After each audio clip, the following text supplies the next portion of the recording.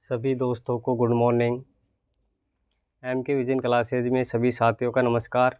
देखो भाई, आज का जो हमारा चैप्टर है वो कौन सा है? पोषण। कौन सा चैप्टर है? पोषण। और पोषण का कौन सा पार्ट है? पार्ट कौन सा है इसका? पार्ट नंबर कौन सा है? 5वां। और 5वें पार्ट में आज किसके बारे में चर्चा करेंगे? वसा के बारे में। किसके बारे में चर्चा होगी भाई? वसा के बारे में, यानी लिपिड। किसके बारे में चर्चा आज की? लिपिड के बारे में, यानी कि वसा के बारे में क्या करते हैं? चर्चा करते हैं। देखो, सबसे पहली बात आती है कि वसा जो होती है ये दीर्घ मात्रिक पोषक तत्व है। कैसा तत्व है? देखो, वसा एक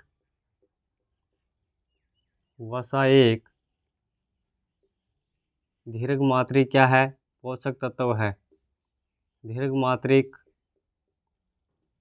वसा एक दीर्घ मात्रिक पोषक तत्व है।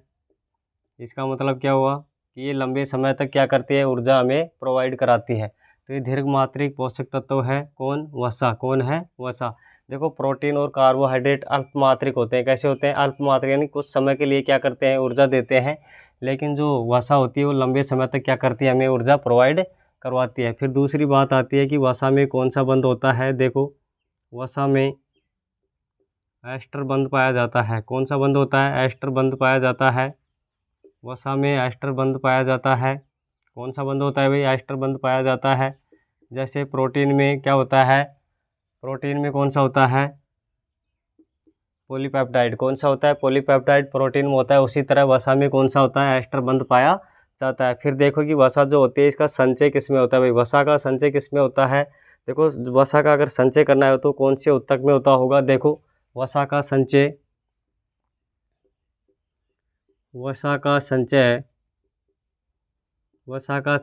एडिपोज ऊतक में होता है। कौन से में? एडिपोज ऊतक में होता है। यानी कि एडिपोज जो टिश्यू होता है उसमें क्या होता है? इसका संचय होता है। देखो, वसा का संचय किस में होता है? एडिपोज ऊतक में होता है। बहुत अच्छी बातें हैं, क्वेश्चन यहीं से क्या करता है भाई? उठाता है। देखो नेक्स्ट, वसा में एस्टर बंध होता है। वसा का संचय किस में होता है? एडिपोज ऊतक में वसा का क्या होता है? संचय होता है। फिर बात आती है कि वसा है जो किस किस से मिलकर बनी होती है। देखो, वसा किस किस से मिलकर बनी होती है? वसा किस किस से मिलकर बनी होती है? देखो सभी, वसा किस किस से मिलकर बनी होती है? जिस तरह कार्बोहाइड्रेट बनी होती है उसी तरह से वसा भी बनी होती है। किस किस में? कार्बन, हाइड्रोजन और ऑक्सीजन। ध्यान देंगे सभी। मैं प्रोटीन में आपको क्या बोला था? CONSP, CHONSP, समझ रहे हो ना? उसके अंदर कितने थे? 6 पोषक तत्व थे, लेकिन इसमें कितने हैं? 3 हैं। कितने हैं? 3। हमने कार्बोहाइड्रेट में क्या चर्चा की थी कि इनका जो अनुपात होता है एक फिक्स होता है। ग्लूकोज का जो सूत्र था उसी तरह से 1:1 इनका क्या था? अनुपात था। लेकिन इसमें क्या होता है? CHO का निश्चित अनुपात नहीं होता है। CHO का निश्चित अनुपात नहीं होता है। निश्चित अनुपात नहीं होता है। देखो, कार्बोहाइड्रेट में फिक्स होता है। 1, 2 और 1 में होते हैं ना, सभी को ध्यान होना चाहिए। जिस तरह ग्लूकोज का सूत्र C6H12 है और O6 था, उसको काटने पे क्या प्राप्त हुआ था? 1:1। तो लेकिन जो वसा होती है इसमें इसका जो क्या होता है? अनुपात होता है, वो क्या नहीं होता है? निश्चित नहीं होता है। फिर है कि 1 ग्राम वसा से हमें कितनी ऊर्जा मिलती है? पीछे बात कर चुके हैं। 1 ग्राम वसा से 9.1 किलो कैलोरी ऊर्जा मिलती है। कितनी मिलती है? किलो कैलोरी ऊर्जा मिलती है। तो 9.1 किलो कैलोरी ऊर्जा क्या होती है? 1 ग्राम वसा से हमें प्राप्त होती है। फिर देखो भाई, क्या होता है कि जो 1 ग्राम वसा है उससे हमें 9.1 किलो कैलोरी क्या होती है? प्राप्त होती है। नेक्स्ट जब बात करें कि एक जो वसा का अणु है उसको बनाने में, देखो क्या है कि एक वसा का अणु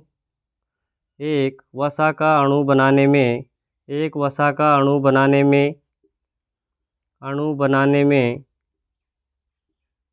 किस किस की आवश्यकता होती है? देखो, हमने प्रोटीन के बारे में पढ़ा था कि एक प्रोटीन का अणु बनाने के लिए हमें 20 एमिनो अम्लों की क्या थी? आवश्यकता। कितने एमिनो अम्लों की आवश्यकता थी? 20 एमिनो अम्लों की आवश्यकता थी, जिसमें 10 तो क्या थे? आवश्यक, और 10 क्या थे? अनावश्यक। क्या थे भाई? अनावश्यक।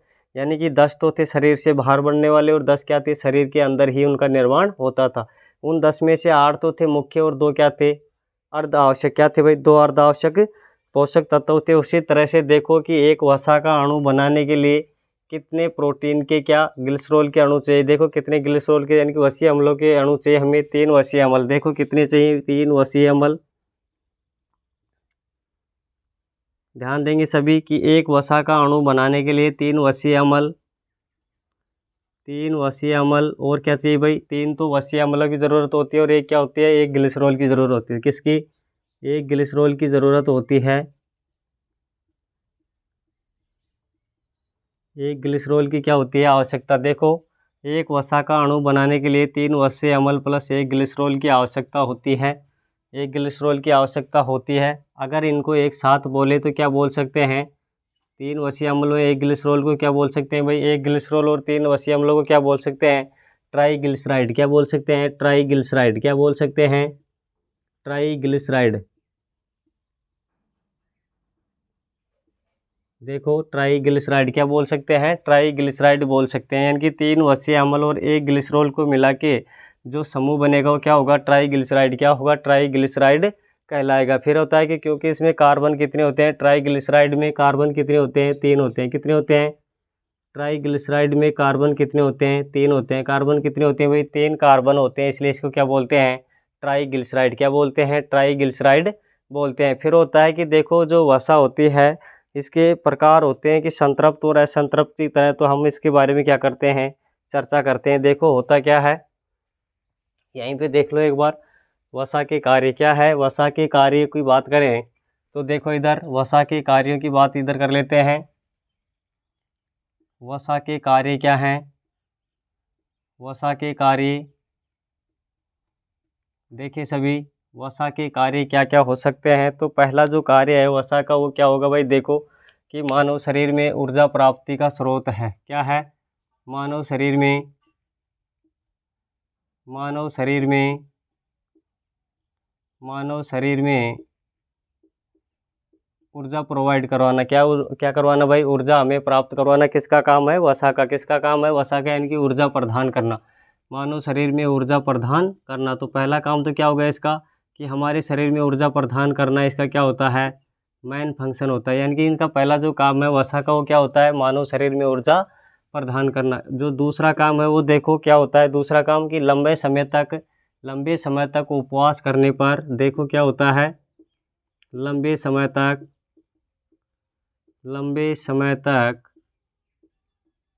उपवास करने पर, उपवास यानी व्रत जो रखते हैं लंबे समय तक उपवास में, भूख हड़ताल के दौरान तक उपवास में,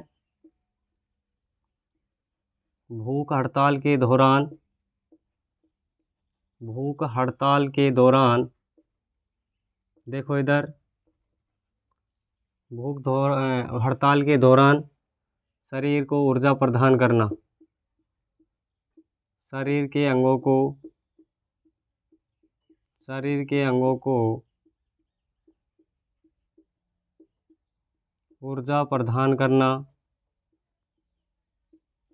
दूसरा काम हो गया। देखो भाई कितना अच्छा काम है दूसरा, कि लंबे समय तक का मतलब है जैसे अभी कुछ दिन पहले किसानों का आंदोलन चल रहा था, रोड पे बैठे थे भूखे प्यासे, उसी तरह तो भूख में हड़ताल में यानी कि उपवास जब करते हैं या फिर भूख हड़ताल में जब मनुष्य बैठ जाता है किसी भी अनशन पे, तो उसको जो ऊर्जा मिलती है वो किससे मिलती है, वसा से मिलती है। ध्यान देंगे, मैं अभी लिखवाया था, यहाँ देखो क्या है बात हमारी, दीर्घ मात्रिक पोषक तत्व, यानी कि लंबे समय तक हमें क्या करता है, ऊर्जा प्रदान करता है। तीसरी जो पॉइंट है वो देखो, तो पॉइंट है कि मानव शरीर को ऊर्जा प्रदान करना, लंबे समय तक उपवास व भूख हड़ताल के दौरान शरीर के अंगों को क्या करना, ऊर्जा प्रदान करना। तीसरा कार्य क्या होता है कि शरीर में तापमान को क्या करती है, नियंत्रण, यानी कि शरीर के तापमान को भी क्या करती है, नियंत्रण। तीसरा कार्य है शरीर के तापमान को, शरीर के तापमान को, शरीर के तापमान को नियंत्रण करना, शरीर के तापमान को नियंत्रण करना इसका क्या होता है, काम होता है। देखो क्या हो गया, तीसरा जो पॉइंट है वो क्या है, शरीर के तापमान को नियंत्रण करना किसका काम होता है, वसा का क्या होता है भाई, कार्य होता है। फिर है कि वसा के अंदर जो वसीय ऊतक होते हैं वो संग्रहित कहाँ होते हैं। चौथा काम देखो इसका क्या होता है कि वसा के अंदर संग्रहित जो ऊतक होते हैं, क्या वसा शरीर के अंदर वसीय ऊतकों में क्या होती है, संग्रहित होती है।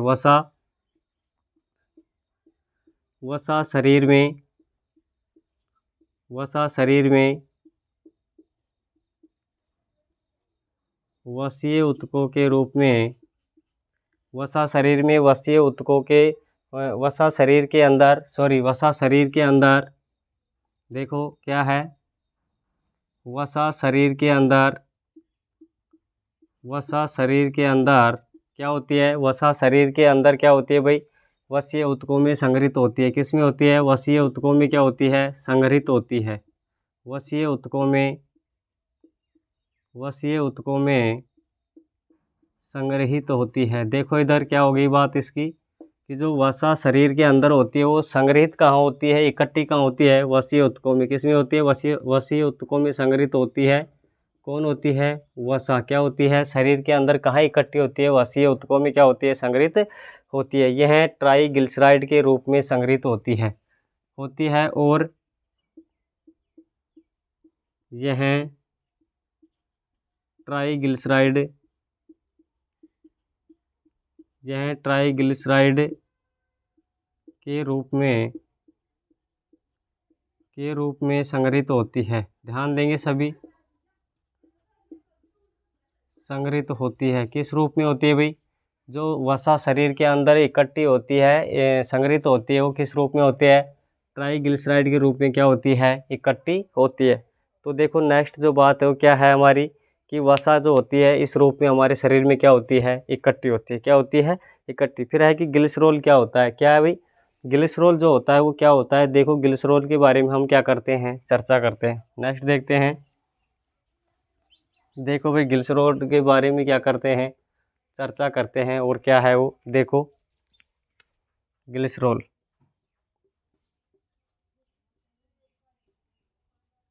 क्या है ग्लिसरॉल। देखो ग्लिसरॉल अभी हम बात कर रहे थे कि 3 तो क्या चाहिए, वसीय ऊतक चाहिए, और एक क्या चाहिए, ग्लिसरॉल। क्या चाहिए, ग्लिसरॉल। तो ग्लिसरॉल क्या होता है, इसमें अल्कोहल समूह होता है। क्या होता है, इसमें अल्कोहल क्या होता है, समूह होता है। क्या होता है, समूह होता है। कौन सा होता है, अल्कोहल। इसमें अल्कोहल समूह होता है। देखो इसमें अल्कोहल क्या होता है, समूह होता है, समूह होता है। कौन सा समूह होता है, अल्कोहल समूह होता है। किस में होता है, ग्लिसरॉल के अंदर क्या होता है, अल्कोहल जो होता है वो समूह होता है। इसका उपयोग कृत्रिम आंसू बनाने में किया जाता है। इसका उपयोग, इसका उपयोग, इसका उपयोग कृत्रिम आंसू बनाने में, इसका उपयोग कृत्रिम आंसू बनाने में किया जाता है।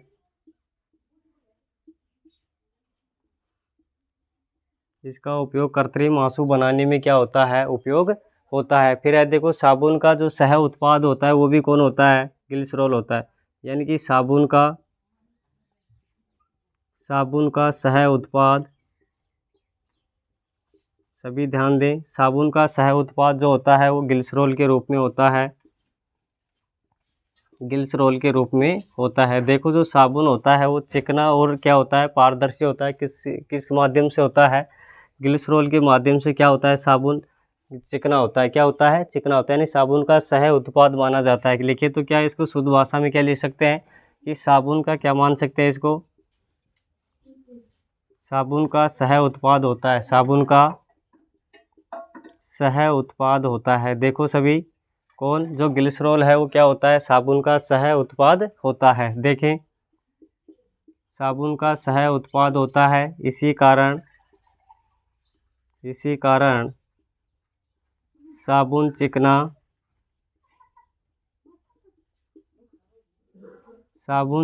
व पारदर्शी होता है। देखो चिकना व पारदर्शी होता है। इसी कारण साबुन क्या होता है, चिकना और क्या होता है भाई, पारदर्शी होता है। क्या होता है, चिकना और पारदर्शी होता है। किसके कारण, ग्लिसरॉल के कारण। तो ध्यान देंगे, देखो क्वेश्चन क्या क्या बनता है। ग्लिसरॉल में अल्कोहल समूह होता है। किसका समूह होता है, अल्कोहल का क्या होता है, समूह होता है। दूसरी बात कि जो ग्लिसरॉल होती है इसका उपयोग कृत्रिम आंसू बनाने में किया जाता है। जैसे कहीं भीड़ को तितर बितर करना होता है, मेले होते हैं बड़े बड़े, दंगे प्रसाद हो जाते हैं, वहाँ पुलिस को अगर भीड़ को भगाना है तो वो क्या करते हैं, कृत्रिम आंसू, एक गैस आती है, उसका उपयोग से क्या करते हैं, गैस छोड़ते हैं, जिससे भीड़ भाग जाती है, तो ग्लिसरॉल का उपयोग उसमें भी करते हैं, कृत्रिम आंसू बनाने में भी करते हैं। फिर है कि साबुन का सह उत्पाद होता है, किसका? साबुन का क्या होता है? ये सह उत्पाद होता है। कौन होता है भाई साबुन का सह उत्पाद? कौन होता है? ग्लिसरॉल क्या होता है? साबुन का सह उत्पाद होता है। इसी कारण साबुन क्या होता है? चिकना और पारदर्शी होता है। अब देखो वसा के भाग होते हैं, क्या होते हैं? वसा के क्या होते हैं? भाग होते हैं। और वो जो भाग होते हैं वो कौन से हैं? संतृप्त वसा, और एक कौन सी होती है? असंतृप्त वसा। कौन सी होती है? असंतृप्त वसा। देखो भाई अब हम बात करते हैं, एक तो होती है कौन सी वसा? संतृप्त वसा, और एक कौन सी होती है? असंतृप्त वसा। अब ये संतृप्त वसा और असंतृप्त जो वसाएं होती हैं ये क्या होती हैं? देखो, कार्बन कार्बन के बीच अगर सिंगल बॉन्ड है तो वो तो क्या हो जाएगी? संतृप्त वसा। क्या हो जाएगी? संतृप्त वसा। और अगर डबल और या ट्रिपल बॉन्ड है तो वो क्या रहेगी? असंतृप्त वसा। क्या रहेगी? असंतृप्त वसा। तो देखो क्या होता है, वसा के प्रकार किसके प्रकार हैं? वसा के प्रकार। वसा के प्रकार, वसा के प्रकार कितने हैं? दो। कितने हैं? दो। एक तो कौन सा है? देखेंगे सभी, संतृप्त वसा, और दूसरी कौन सी है? असंतृप्त वसा। कौन सी है? असंतृप्त वसा। तो पहली तो कौन सी हो गई? संतृप्त वसा। और दूसरी क्या होती है? असंतृप्त वसा। क्या होती है? असंतृप्त वसा। कौन सी होती है भाई? असंतृप्त वसा। देखो, एक तो होती है संतृप्त वसा, एक क्या होती है? असंतृप्त वसा। क्या होती है? असंतृप्त वसा। देखिए ध्यान से देखो भाई, इधर संतृप्त वसा व असंतृप्त वसा। वसा के कितने भाग हैं? दो। अब ये संतृप्त वसा क्या होती है और असंतृप्त वसा क्या होती है उसमें देखते हैं। देखो, इसमें कार्बन के क्या होते हैं? कार्बन के जो मध्य, देखो इसमें पहली बात लिखेंगे, इसमें कार्बन के, इसमें कार्बन कार्बन के मध्य, इसमें कार्बन कार्बन के मध्य, इसमें कार्बन कार्बन के मध्य क्या होता है? सिंगल बॉन्ड होता है। क्या होता है? सिंगल बॉन्ड होता है। देखो इधर, कार्बन कार्बन में क्या होता है? सिंगल बॉन्ड होता है। क्या होता है? सिंगल बॉन्ड होता है। किसमें? कार्बन कार्बन के मध्य क्या होता है? जो ये कार्बन कार्बन के मध्य सिंगल बॉन्ड है किसमें होता है? संतृप्त वसा में। तो असंतृप्त वसा में क्या हो जाएगा भाई? देखो, इसमें कार्बन कार्बन के मध्य डबल बॉन्ड या ट्रिपल बॉन्ड होता है। देखो ध्यान देंगे, इसमें कार्बन कार्बन के मध्य, कार्बन के मध्य क्या होता है? डबल बॉन्ड या फिर क्या होता है? ट्रिपल बॉन्ड होता है। इसमें क्या होता है? सिंगल बॉन्ड होता है। फिर देखो नेक्स्ट जो बात है वो क्या है कि जो संतृप्त वसाएं होती हैं ये क्या होती हैं? सामान्य ताप पर कैसी अवस्था में होती हैं? ठोस अवस्था में होती हैं। तो क्या लिख सकते हैं? ये हैं सामान्य अवस्था में, यह हैं सामान्य अवस्था में, यह सामान्य अवस्था में ठोस अवस्था में होती हैं। किस अवस्था में होती हैं? ठोस अवस्था में होती हैं। कौन? संतृप्त जो वसा होती है वो सामान्य अवस्था में किस अवस्था में होते हैं? ठोस अवस्था में। लेकिन ये किस अवस्था में होती है भाई? असंतृप्त वसा किस अवस्था में होती हैं? तरल अवस्था में होते हैं। किस अवस्था में होती हैं? तरल अवस्था में होती हैं। देखो लाइनें आप अपने हिसाब से कर लेना कि असंतृप्त वसा तरल अवस्था में पाई जाती है। हमें देखो क्वेश्चन तो यहीं से सोल्व होना है कि ये किस अवस्था में होती है? तरल अवस्था में होती है। किस अवस्था में होती है? तरल अवस्था में होती है। जबकि ये किस अवस्था में होती है? ठोस अवस्था में होती है। फिर होता है कि इसका जो गलनांक होता है, किसका? संतृप्त वसा का गलनांक है। इसमें क्या हो जाएगा? देखो इसका गलनांक क्या होता है? इसका जो गलनांक होता है वो क्या होता है? उच्च होता है। किसका गलनांक? संतृप्त वसा का गलनांक। संतृप्त वसा का जो गलनांक होता है वो क्या होता है? उच्च होता है। क्या होता है? उच्च होता है। तो देखो ध्यान दे इधर, जो संतृप्त वसाएं होती हैं इनका गलनांक उच्च होता है, जबकि इनका जो गलनांक होता है क्या होता है? निम्न होता है। इनका गलनांक क्या होता है भाई? निम्न होता है। यानी कि गलनांक क्या होता है इसका? निम्न होता है। देखो, असंतृप्त वसा का गलनांक निम्न होता है, जबकि संतृप्त वसा का गलनांक क्या होता है, उच्च होता है। फिर होता है कि ये शरीर के लिए हानिकारक होती है। कौन सी संतृप्त वसाएं क्या होती हैं, शरीर के लिए क्या होती हैं, हानिकारक। देखो शरीर के लिए यह हानिकारक होती हैं, यह शरीर के लिए क्या होती हैं, हानिकारक होती हैं। कौन सी संतृप्त वसाएं शरीर के लिए क्या होती हैं, हानिकारक होती हैं। लेकिन होती तो ये भी हैं, लेकिन ये क्या होती हैं, कम हानिकारक होती हैं। ये क्या हो जाएंगी, कम हानिकारक होती हैं। देखो इधर कम हानिकारक होती हैं, होती तो ये भी हैं, लेकिन संतृप्त वसा से क्या होती हैं, थोड़ी कम हानिकारक होती हैं। तो ये क्या होगा इनके बारे में, यानी कि संतृप्त वसा और असंतृप्त वसा के बारे में हमने क्या की, चर्चा की है। फिर नेक्स्ट देखो जो होते हैं वो क्या होते हैं कि इनके जो उदाहरण होते हैं वो मैन होते हैं। क्या होते हैं इनके जो उदाहरण हैं वो क्या होते हैं भाई, मैन। तो क्या होते हैं इनके उदाहरण होते हैं। देखो जो उदाहरण है वो क्या हो जाएंगे, देखो संतृप्त वसा। देखो इनमें क्या क्या याद करना है आपको, ये बहुत बार पूछता है क्वेश्चन, इसके बारे में ध्यान रखना कि कौन सी वसा का गलनांक उच्च व निम्न होता है। संतृप्त वसा का क्या होता है, उच्च। संतृप्त का क्या होता है, उच्च, यानी कि सैचुरेटेड जो फैट होती है वो क्या होती है, उसका गलनांक उच्च होता है। जबकि अनसैचुरेटेड जो वसा होती है उसका गलनांक क्या होता है, निम्न होता है। फिर देखो इसके जो उदाहरण है, सभी जंतु क्या हैं, इसमें जो उदाहरण देखने हैं वो क्या हो सकते हैं भाई, कि जो सभी जंतु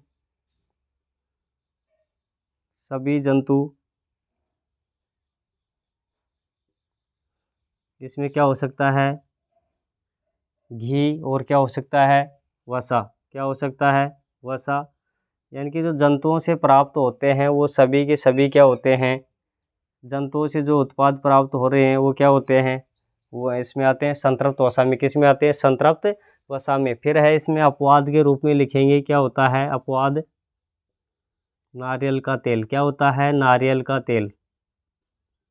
देखो अपवाद के रूप में ध्यान रखेंगे कि जो नारियल का तेल है वो किस में आता है, संतृप्त वसा में। नारियल का तेल, नारियल का क्या है, तेल, ये किस में आता है, संतृप्त वसा में आता है। यानी कि पाम ऑयल, क्या है, पाम ऑयल।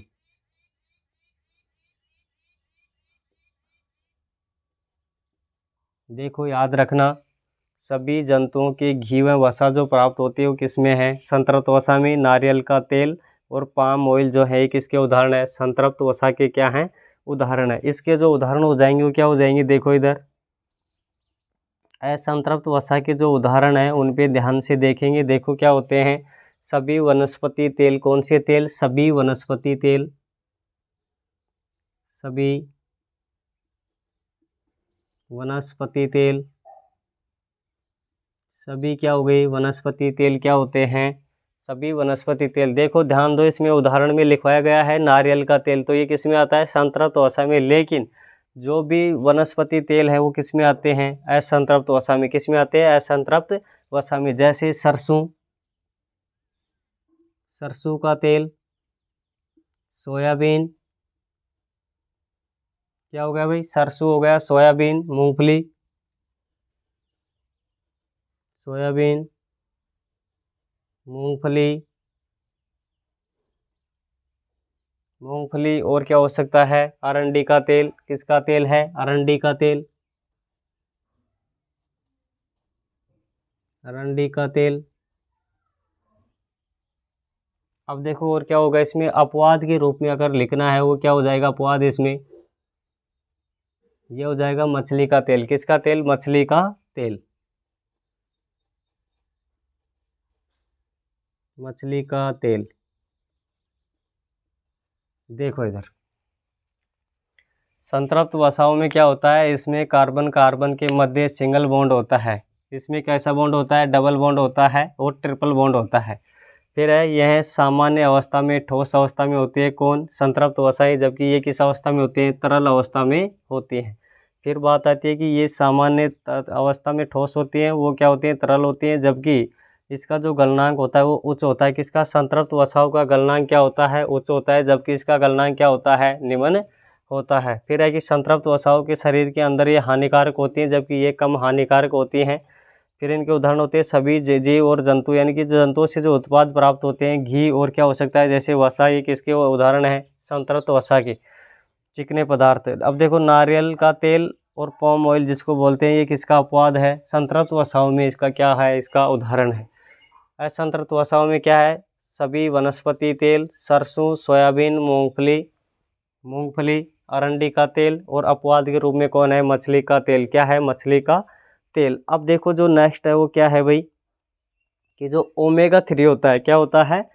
ओमेगा 3 होता है, उसके बारे में देखो चर्चा करते हैं कि ओमेगा 3 में कौन कौन से पदार्थ हैं वो शामिल होते हैं, कौन कौन से पदार्थ शामिल नहीं होते हैं। ओमेगा 3 के बारे में देखो आगे। ये जो संतृप्त और असंतृप्त है, यहाँ से क्वेश्चन पूछने की लगभग चांसेज रहते हैं एग्जामिनर के, क्योंकि अच्छा कॉन्सेप्ट के क्वेश्चन हैं। देखो अब क्या होता है ओमेगा 3। क्या है ओमेगा 3?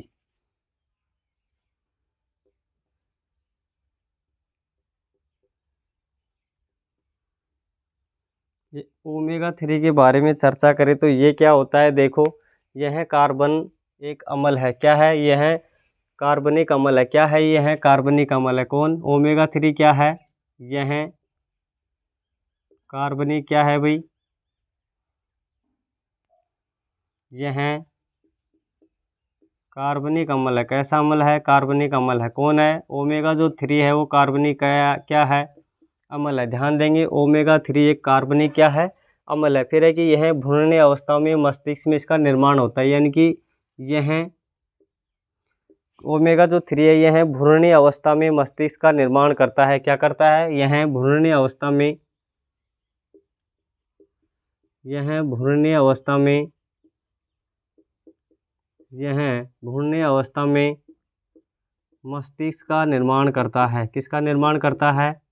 मस्तिष्क का निर्माण करता है। कौन करता है भाई? ओमेगा 3 क्या करता है? भ्रूणीय अवस्था में जो मस्तिष्क का निर्माण करता है वो कौन करता है? ओमेगा 3 क्या करता है? इसका निर्माण करता है। 3 पॉइंट देखो इसी का, ओमेगा 3 का 3 पॉइंट क्या हो सकता है कि ये जो ओमेगा 3 है यह एलडीएल को कम एचडीएल में वृद्धि करता है, यानी कि यह एलडीएल को कम व एचडीएल को क्या करता है? एचडीएल की वृद्धि करता है। क्या करता है? एचडीएल की वृद्धि करता है। अब देखो ये एलडीएल और एचडीएल क्या है? एचडीएल और एलडीएल क्या है? यानी कि लो डेंसिटी क्या होता है? लाइपोप्रोटीन। इसको क्या बोलते हैं? Low density lipoprotein. ये क्या हो जाएगा? High density lipoprotein. नेक्स्ट इसके बारे में दोनों में क्या करेंगे, हम अंतर को पढ़ेंगे। तो देखो यहाँ पे क्या हो गया, ओमेगा 3 जो है ये कार्बनिक अम्ल है। कैसा अम्ल है? कार्बनिक अम्ल है। यह भ्रूणीय अवस्था में मस्तिष्क का निर्माण करता है। यह एलडीएल को कम करता है और एचडीएल में क्या करता है? वृद्धि करता है। क्या करता है? वृद्धि करता है। यानी कि हार्ट अटैक की संभावना कम हो जाती है। किसमें? ओमेगा 3 के अंदर अगर लिखें तो क्या हो सकता है कि इसमें हार्ट अटैक की क्या होती है? हार्ट अटैक क्या है भाई?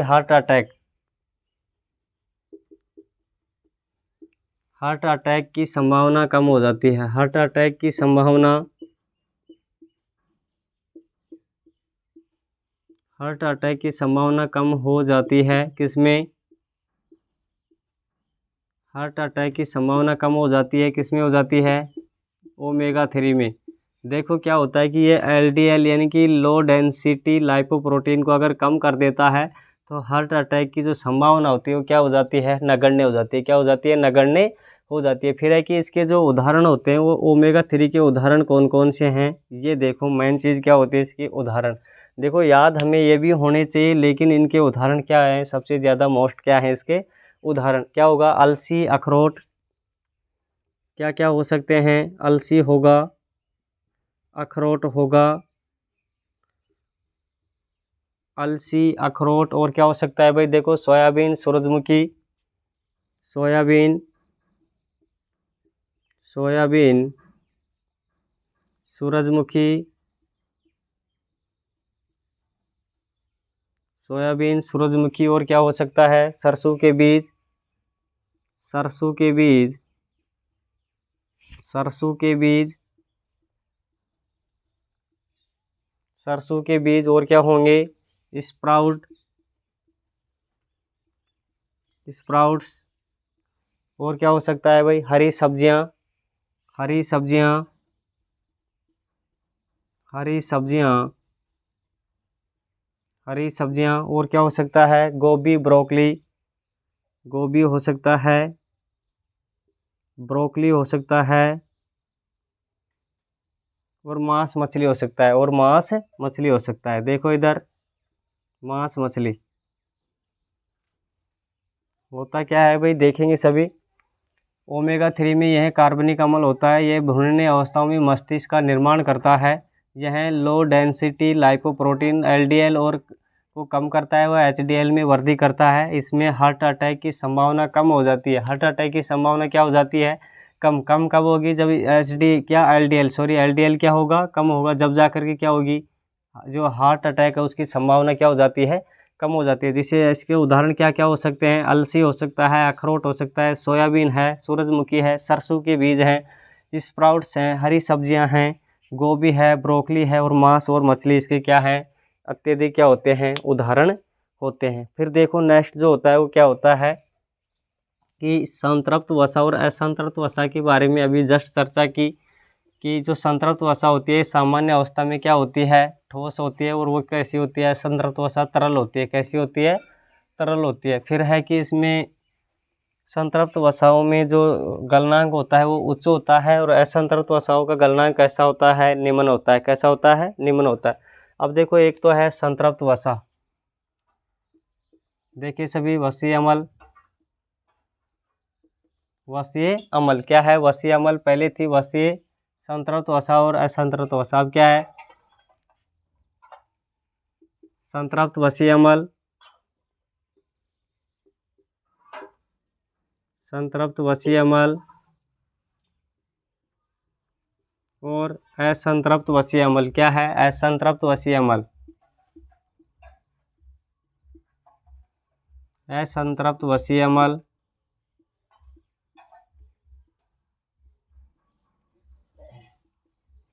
देखो भाई क्या होता है? एक होता है संतृप्त वसीय अम्ल, एक क्या है? असंतृप्त वसीय अम्ल। तो जो ऊर्जा बनाने में भाग नहीं लेते हैं। देखो संतृप्त जो वसीय अम्ल होते हैं ये क्या करते हैं? ऊर्जा बनाने में भाग नहीं लेते हैं।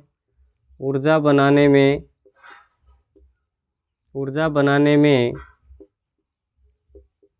भाग नहीं लेते हैं। कौन से नहीं लेते हैं? भाग नहीं लेते हैं। संतृप्त वसीय जो अम्ल होते हैं ऊर्जा बनाने में क्या करते हैं? भाग नहीं लेते हैं। फिर है कि इसमें सबसे ज़्यादा क्या होते हैं? न्यूट्रोफिल होती है। देखो इसमें दूसरा पॉइंट क्या है? इसमें सबसे ज़्यादा क्या होता है? न्यूट्रोफिल। इसमें सबसे ज़्यादा, इसमें सबसे ज़्यादा न्यूट्रोफिल होता है। सबसे ज़्यादा क्या होता है? न्यूट्रोफिल होता है। किसमें होता है? संतृप्त वसाओं में सबसे ज़्यादा क्या होता है? न्यूट्रोफिल होता है। फिर ये मोटे, और क्या होती है भाई? ये है मोटे को और मोटा करती है। क्या करती है? मोटे व्यक्ति को और मोटा करती है। कौन? संतृप्त वसा। यानी कि मोटे व्यक्ति को, मोटे व्यक्ति को, मोटे व्यक्ति को और मोटा करती है। कौन?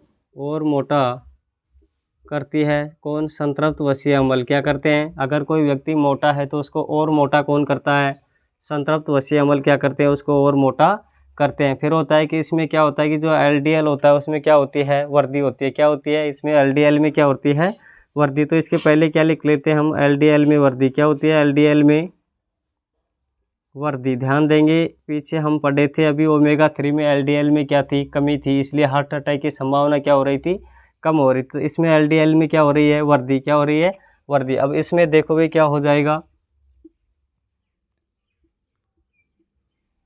इसमें ऊर्जा बनाने में भाग नहीं लेती है, तो ये क्या हो जाएगी? ऊर्जा बनाने में भाग लेती है। क्या हो जाएगी? ये भाग लेती है। तो ये क्या हो जाएगी? भाग लेती है, भाग लेते हैं। इसके जो वसीय अम्ल होते हैं वो ऊर्जा बनाने में क्या होते हैं? भाग लेते हैं। फिर दूसरी बात है कि इसमें सबसे ज़्यादा न्यूट्रोफिल होती है। इसमें तो क्या होती है? न्यूट्रोफिल। लेकिन इसमें क्या होती है? लिम्फोसाइट। क्या होती है? इसमें सबसे ज़्यादा क्या होती है? सबसे ज़्यादा, सबसे ज़्यादा लिम्फोसाइट होती है। क्या होती है? लिम्फोसाइट। इसमें सबसे ज़्यादा क्या होती है, लिम्फोसाइट होती है, जबकि इसमें क्या होता है, न्यूट्रोफिल होती है। क्या होती है, न्यूट्रोफिल होती है, जबकि इसमें सबसे ज़्यादा क्या होती है, लिम्फोसाइट। असंतृप्त वसीय अम्लों में सबसे ज़्यादा क्या होती है, लिम्फोसाइट। क्या होती है, लिम्फोसाइट। नेक्स्ट जो तीसरा बिंदु है वो क्या है, मोटे व्यक्ति को और मोटा करती है। कौन करती है, संतृप्त वसा क्या करती है, मोटे व्यक्ति को और मोटा कर देती है, जबकि ये मोटापा कम करती है। ये क्या करती है, मोटापा कम करती है, मोटापा कम करती है। कौन, असंतृप्त वसाएं मोटापा कम करती हैं। कौन करती हैं, असंतृप्त वसाएं क्या करती हैं, मोटापा कम करती हैं। जबकि संतृप्त वसाओं में क्या है, एलडीएल में क्या है, वृद्धि। तो इसमें क्या हो जाएगा भाई, एचडीएल में कमी। किसमें, एचडीएल में कमी। एचडीएल में क्या हो जाएगी, कमी। देखो इधर, एचडीएल में इसमें क्या हो जाएगी, कमी। क्या हो जाएगी, एचडीएल में कमी, सॉरी इसमें क्या हो जाएगी, एचडीएल में वृद्धि। इसमें भी क्या हो जाएगी, एचडीएल में वृद्धि। देखो दोनों में क्या होता है, एलडीएल में वृद्धि किस में हो रही है, संतृप्त वसीय अम्लों में, जबकि एचडीएल में वृद्धि किस में होती है, असंतृप्त वसीय अम्लों में। अब होता है इसके जो उदाहरण है वो देखो क्या होते हैं। इसमें तो क्या हो जाएंगे, वनस्पति तेल। क्या हो जाएंगे, वनस्पति तेल। और इसमें क्या हो जाएंगे, उसमें तो हो गए वनस्पति तेल, जबकि इसमें क्या होते हैं, क्या होते हैं भाई, घी, दूध, मक्खन, घी, दूध, मक्खन, घी, दूध, मक्खन, ये क्या होते हैं, इसके उदाहरण होते हैं। मछली,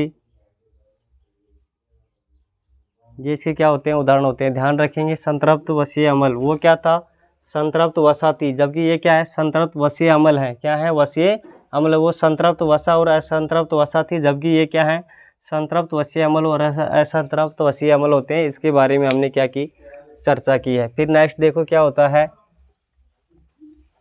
एक होता है एलडीएल, एक क्या होता है, एचडीएल। क्या होता है, एक होता है एलडीएल, एक क्या है, एचडीएल। अब इसके बारे में चर्चा करो। अब बहुत देर से आप ये सोच रहे होंगे कि इनकी क्या नहीं बता रहे हैं, क्या होते हैं एलडीएल, क्या होते हैं एचडीएल। उसको देखते हैं कि जो कोलेस्ट्रॉल नाम सुना होगा आपने, क्या, कोलेस्ट्रॉल का नाम तो सभी ने सुना होगा। जैसे कोलेस्ट्रॉल क्या है, कोलेस्ट्रॉल का नाम सभी ने सुना होगा। कोलेस्ट्रॉल देखो भाई क्या होता है कि जो कोलेस्ट्रॉल होता है ये दो प्रकार का होता है। कितने प्रकार का होता है, दो प्रकार का होता है। प्रकार तो क्या है, लेकिन इसको समझने के लिए क्या कर लेते हैं, हम दो भागों में बांट लेते हैं। एक तो कौन सा हो गया, एलडीएल, और एक क्या हो गया, एचडीएल। क्या हो गया, एचडीएल। एचडीएल। अब देखो होता क्या है कि लो डेंसिटी प्रोटीन, ये तो क्या हो जाएगा, low density, low density, low density lipoprotein, lipoprotein, low density lipoprotein. और ये क्या हो जाएगा, हाइपो, हाइपो, ये तो लो हो गया। ये क्या हो जाएगा भाई, क्या हो जाएगा, high, high density, high density lipoprotein, lipoprotein. देखो इसमें तो क्या हो गया, लो डेंसिटी लाइपोप्रोटीन, वो क्या हो जाएगा, हाई डेंसिटी लाइपोप्रोटीन। तो इनकी वृद्धि क्या होती है, हानिकारक होती है। इनकी वृद्धि तो क्या होती है, हानिकारक होती है। किसकी, इनकी वृद्धि हानिकारक होती है, इनकी वृद्धि हानिकारक होती है, जबकि इनकी इनकी वृद्धि क्या होती है, लाभदायक होती है। क्या होती है, लाभदायक होती है। किसकी वृद्धि लाभदायक होती है, एचडीएल की वृद्धि लाभदायक होती है। फिर देखो नेक्स्ट पॉइंट क्या है, एलडीएल की वृद्धि तो क्या होती है, हानिकारक होती है, जबकि इनकी वृद्धि क्या होती है, इनकी वृद्धि लाभदायक होती है। अब इसको समझने के लिए एक क्या बनाते हैं, हम डायग्राम बनाते हैं। देखो ध्यान से देखना सभी। जैसे एलडीएल और एचडीएल है, ये तो क्या है, एलडीएल, और ये क्या है, एचडीएल। अगर यदि एलडीएल ज़्यादा होता है और एचडीएल क्या हो जाएगा, कम। ध्यान देंगे, एलडीएल सुना को ना, देखिए भाई एक तो क्या है एलडीएल, एक क्या है एचडीएल, एक क्या है एचडीएल। तो इसमें क्या होगा कि एलडीएल यानी कि लो डेंसिटी लाइपोप्रोटीन अगर बढ़ेगी तो जो एचडीएल है हाई डेंसिटी लाइपोप्रोटीन क्या हो जाती है, कम। इसमें क्या होता है, हार्ट अटैक क्या होता है, कम होता है। क्या होता है, हार्ट अटैक क्या होता है, कम होता है। कम होता है, ज़्यादा होता है, हार्ट अटैक क्या होगा, ज़्यादा, क्योंकि एलडीएल क्या हो रहा है, ज़्यादा। तो यहाँ याद रखना हार्ट अटैक क्या हो जाएगा, हार्ट अटैक जो होता है, हार्ट अटैक क्या हो जाएगा, देखो एलडीएल ज़्यादा है तो हार्ट अटैक भी क्या हो जाएगा, ज़्यादा। क्या हो जाएगा, ज़्यादा। लेकिन यदि एलडीएल क्या है, कम है, एलडीएल कम है और एचडीएल क्या है, एचडीएल ज़्यादा है, तो हार्ट अटैक की संभावना क्या हो जाती है, कम हो जाती है। ये ध्यान रखेंगे, बहुत अच्छा क्या ये कॉन्सेप्ट है, इसको ध्यान रखेंगे सभी। देखो क्या है, इस पे ध्यान देंगे सभी कि एलडीएल ज़्यादा है तो हार्ट अटैक की संभावना भी क्या है, ज़्यादा है। और ये क्या हो जाएगा, एचडीएल क्या हो जाएगा, कम। अगर एलडीएल कम है तो एचडीएल क्या हो जाता है, ज़्यादा, और एलडीएल कम होने की वजह से हार्ट अटैक की संभावना क्या हो जाती है, कम। तो इस पे हम विशेष क्या कर लिए, बात करें हैं। अब देखो नेक्स्ट जो क्या है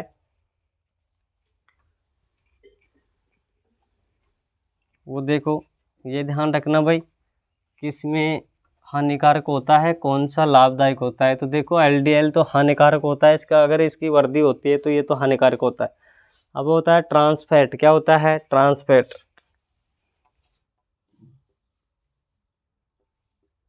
ट्रांस क्या है, फैट, क्या है, ट्रांसफैट। अब देखो ये क्या है कि आपने सुना होगा कि वनस्पति तेलों से डालडा घी जो बनाते हैं उसमें जो उत्प्रेरक के रूप में काम लेते हैं, वो किसको काम लेते हैं उसको देखो। देखो वनस्पति तेल है, जैसे वनस्पति तेल प्लस क्या है, हाइड्रोजन गैस। कौन सी गैस है, हाइड्रोजन गैस। अब क्या होगा, देखो इधर क्या बनेगा भाई, वनस्पति तेल से क्या बनता है, वनस्पति घी। क्या बनता है, वनस्पति घी, वनस्पति घी। और इसको क्या बोल सकते हैं, डालडा। क्या बोल सकते हैं, डालडा। देखो क्या होता है डालडा। अब इसमें होता क्या है कि आपसे क्वेश्चन कैसे पूछेगा कि वनस्पति तेल से वनस्पति घी बनाने में किस उत्प्रेरक का उपयोग किया जाता है। तो कौन सा उत्प्रेरक होता है, निक्किल। कौन सा होता है, निक्किल क्या होता है, उत्प्रेरक होता है। देखो क्या होता है, निक्किल, निक्किल उत्प्रेरक होता है। क्या होता है, निक्किल उत्प्रेरक होता है। ये बहुत इंपॉर्टेंट प्रश्न है, ध्यान देंगे सभी कि जो वनस्पति घी होता है उससे वनस्पति तेल से वनस्पति घी बनाने के लिए किस उत्प्रेरक का काम करते हैं, निक्किल उत्प्रेरक को उपयोग में लेते हैं। कौन सा उत्प्रेरक है ये, निक्किल उत्प्रेरक का उपयोग किया जाता है। फिर देखो क्या होता है कि निक्किल उत्प्रेरक की उपस्थिति में क्या बन गया, डालडा घी। क्या बन गया, डालडा घी। अब जो बात होती है कि वनस्पति तेलों को बार बार गर्म करने से क्या होता है, देखो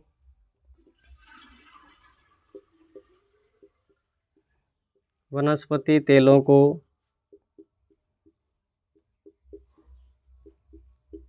बार बार गर्म करने पर होता क्या है, देखो वनस्पति तेलों को मतलब ये होता है कि जैसे आपने देखा होगा कि जो ये होते हैं हलवाई होते हैं, ये जो समोसे बेचते हैं, कचौरी बनाते हैं, ये क्या करते हैं, उसी तेल को बार बार क्या करते हैं, उपयोग करते हैं। आज का तेल कल ले लेते हैं, बचा हुआ तेल को कई दिनों तक चलाते रहते हैं। वही क्या है, एक वनस्पति तेल है। उसको बार बार गर्म करने पर होता क्या है कि इसमें क्या होता है, संतृप्त वसा का गुण आ जाता है। किसका आ जाता है, गर्म करने पर उसमें संतृप्त वसा का गुण आ जाता है। किसमें, संतृप्त वसा का क्या आ जाता है, गुण आ जाता है। संतृप्त वसा का गुण आ जाता है। और इस गुण आ जाने की वजह से होता क्या है कि एलडीएल में वृद्धि हो जाती है। कि क्या हो जाता है, आ जाता है, जिससे एलडीएल में वृद्धि हो जाती है। किस में हो जाती है, एलडीएल में क्या हो जाती है, वृद्धि हो जाती है।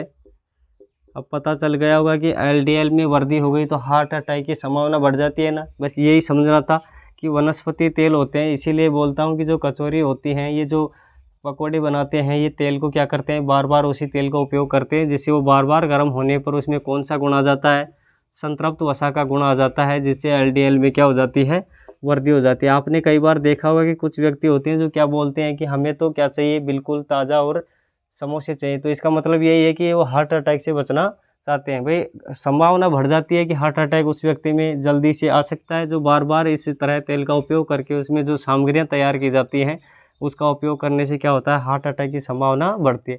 तो एलडीएल में वृद्धि हो जाती है, जिससे क्या होगा, वृद्धि तो हो जाती है, जिससे एलडीएल में वृद्धि हो जाती है, जिससे वैसे तो इस प्रक्रिया को क्या कहेंगे, देखो एलडीएल में वृद्धि हो जाती है, जिस प्रक्रिया को क्या कहते हैं, हाइड्रोजनीकरण। क्या कहते हैं, इस प्रक्रिया को हो जाती है और इस प्रक्रिया को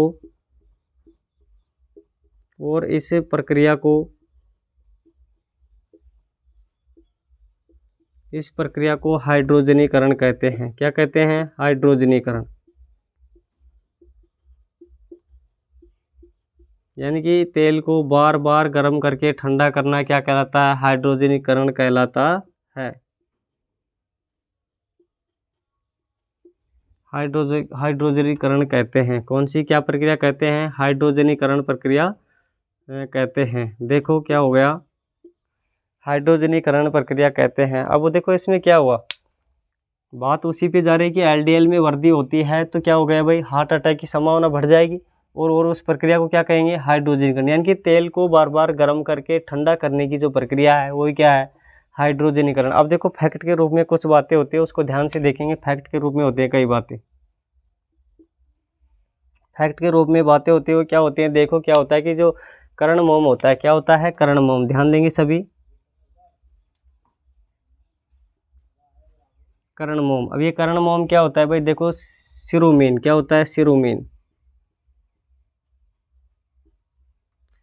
जो हमारे कानों के अंदर जो ये पदार्थ निकलता है, चिपचिपा पदार्थ होता है, जिसको हम गाँव की भाषा में क्या बोलते हैं, कान में से क्या निकल रहा है, गीड। क्या बोलते हैं, गीड। तो उसको क्या बोलते हैं विज्ञान भाषा में, सिरुमीन। क्या कहते हैं, सिरुमीन। तो कर्ण मोम यानी कि कान के अंदर जो मोम है वो कौन सा है, सिरुमीन। कौन सा है, सिरुमीन। फिर होता है जंतु हैं पक्षियों के पंखों पर, जंतु हैं, देखो जंतु हैं पक्षियों के, जंतु हैं पक्षियों के पंखों पर,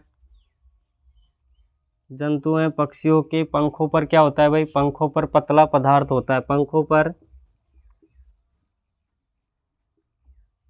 पतला पदार्थ क्या होता है, उसको क्या बोलते हैं, पतले पदार्थ को लिनोलिक। क्या कहते हैं, लिनोलिक। क्या कहते हैं, लिनोलिक। क्या कहते हैं, लिनोलिक। फिर है कि जो पेट्रोलियम पदार्थों से प्राप्त मोम होता है, किससे, पेट्रोलियम पदार्थों से, पेट्रोलियम पदार्थों से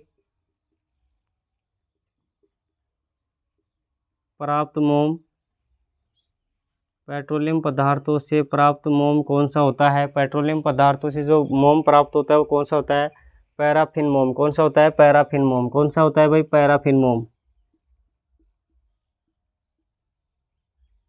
पैराफिन मोम होता है। कौन सा मोम होता है, पैराफिन मोम। कौन सा होता है, पेट्रोलियम पदार्थों से जो मोम प्राप्त होता है कौन सा होता है, पैराफिन मोम। फिर है कि जो पेट्रोलियम पदार्थों से प्राप्त मोम है वो तो पैराफिन मोम है। फिर है कि जो कोशिका झिल्ली होती है वो किसकी बनी होती है, कोशिका झिल्ली पीछे पड़ चुके हैं, किसकी है, फास्फोलिपिड की बनी होती है। और रक्त में कौन सी प्रोटीन होती है, लिप्रोप्रोटीन। कौन सी होती है, लिप्रोप्रोटीन। अगर आपसे पूछे कि रक्त में प्रोटीन कौन सी होती है, रक्त में प्रोटीन, रक्त में प्रोटीन कौन सी होती है, लिप्रोप्रोटीन। कौन सी होती है, लिप्रोप्रोटीन। अभी पढ़ रहे थे ना, इधर देखो एलडीएल एक तो क्या था, एलडीएल एक क्या था, एचडीएल। लो बिल्कुल निम्न डेंसिटी घनत्व। और ये क्या था, लिप्रोप्रोटीन। क्या था, लिप्रोप्रोटीन। या फिर लाइपोप्रोटीन, वही बात है, क्या हो गई, लो डेंसिटी और हाई डेंसिटी लाइपोप्रोटीन या लिप्रोप्रोटीन, यही इसमें होता है रक्त में। कौन सी होती है, लिप्रोप्रोटीन या फिर लाइपोप्रोटीन। तो ये हो गया आपका क्या भाई, वसा चैप्टर पूरा। क्या होता है, वसा। हमारा जो चैप्टर है वो यहाँ पे क्या होता है, पूरा होता है। अब नेक्स्ट वीडियो में हम जो चर्चा करेंगे वो कौन सा चैप्टर होगा, विटामिन्स होंगी। कौन सी होंगी, विटामिन्स होंगी। तो देखो मैंने वसा के बारे में कोई कुछ भी नहीं छोड़ा है, इसको ध्यान से पढ़ेंगे, क्वेश्चन इससे बाहर नहीं जाएगा। मैं बार बार कहता हूँ, ये मत समझना कि ये डिजिटल बोर्ड नहीं है, डिजिटल बोर्ड नहीं है, मैं भी मानता हूँ। लेकिन क्वेश्चन अगर नहीं आए तो मुझे कहना, क्वेश्चन यहीं से फंसेंगे, हर क्वेश्चन यहीं से फंसेगा। तो यहाँ तक आपका क्या होता है, प्रोटीन, कार्बोहाइड्रेट, वसा, ये हमारा जो न्यूट्रिशन चैप्टर है उसके अंदर के ये पार्ट क्या हो जाते हैं, कंप्लीट। अब जो चर्चा होगी हमारी न्यूट्रिशन के अंदर किसकी होगी, विटामिन्स की। किसकी होगी, विटामिन्स की। यानी कि जो हमारी अब चर्चा होगी वो किसके बारे में होगी, विटामिन्स के बारे में। तो अगले चैप्टर में हम पार्ट जो होगा इसका वो किसके बारे में होगा, विटामिन्स के बारे में। विटामिन्स की 1 या 2 क्लासें होंगी, विटामिन्स को बहुत अच्छे से पढ़ेंगे। उसमें से एक क्वेश्चन 100% आपको किसी भी एग्ज़ाम में देखने को मिलेगा। अगर आपने देखा होगा अब से पहले जो भी एग्ज़ाम हुए हैं उनमें जो भी प्रश्न आए हैं वो प्रोटीन से क्या है, या तो उसका क्या पूछता है, रासायनिक नाम पूछता है, या फिर क्या पूछता है कि प्रोटीन की कमी से रोग कौन सा होता है। तो हम प्रोटीन के बारे में नेक्स्ट वीडियो में क्या करेंगे, चर्चा करेंगे। क्लास समझ में आई तो दोस्तों को भेजें। Thank you.